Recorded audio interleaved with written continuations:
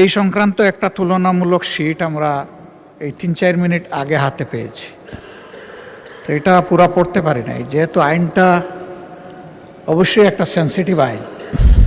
আমরা কি অনুরোধ করতে পারি যে এটা পাশের জন্য একটু সময় হাতে রেখে আমাদেরকে একটু সুযোগ দেওয়া হোক। মাননীয় আপত্তি জানাবার জন্য একটা নির্দিষ্ট সময় আছে, সেই সময় আপত্তি করলে এটা আমরা গ্রাহ্য করতে পারতাম। এখন বিলের এই স্টেজে আর আপত্তি করার সুযোগ নেই। দুঃখজনকভাবে শীটটা তো পেয়েছি এই মাত্র। এনিওয়ে এটা হয়তো এটা এ সম্পর্কে পরে আমরা দেখব, কিন্তু এখন বিলের এই স্টেজে আপত্তি করার কোনো সুযোগ নাই। অতএব সংসদের সামনে প্রশ্ন হচ্ছে, আপনি কি বিলটি পাশ করার প্রস্তাব উত্থাপন করেছেন? বিলটি পাশ করার প্রস্তাব উত্থাপন করতে পারেন মাননীয় স্পিকার, মানে বিরোধী দলের নেতা ফ্লোর আপনি প্রস্তাব পাশ করার প্রস্তাব উত্থাপন করতে পারেন। জি মাননীয় স্পিকার। মাননীয় স্পিকার, এই বিলটা হলো একটি গণহত্যাকারী সন্ত্রাসী সংগঠনের নিষিদ্ধকরণ সংক্রান্ত একটা অ্যামেন্ডমেন্ট।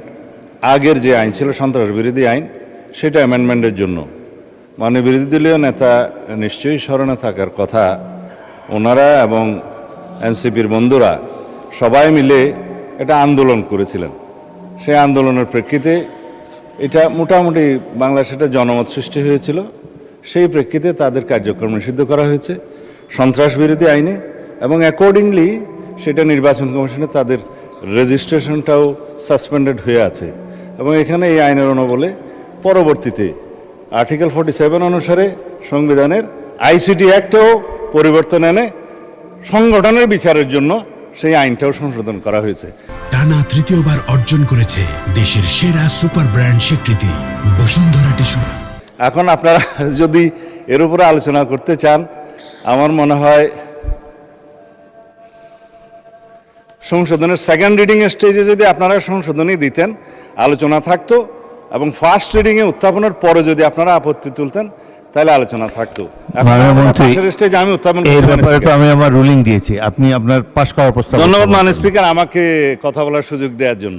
আমি জাতিকে পরিষ্কার করার জন্য এই কথাগুলো বলি। জাতি পরিষ্কার আছে, মেনে নিয়েছেন। ধন্যবাদ মাননীয় স্পিকার। মাননীয় বিরোধী দলের নেতা মেনে নিয়েছেন। আমি সালাউদ্দিন আহমেদ, মন্ত্রী স্বরাষ্ট্র মন্ত্রণালয়, প্রস্তাব করছি যে সন্ত্রাস বিরোধী আইন 2009-এর অধিকতর সংশোধন কল্পে আনিত বিলটি সন্ত্রাস বিরোধী সংশোধন বিল 2026 মহান জাতীয় সংসদে উত্থাপিত আকারে পাশ করা হোক। সংসদের সামনে প্রশ্ন হচ্ছে, সংসদে উত্থাপিত আকারে সন্ত্রাস বিরোধী সংশোধন বিল 2026 পাশ করা হোক।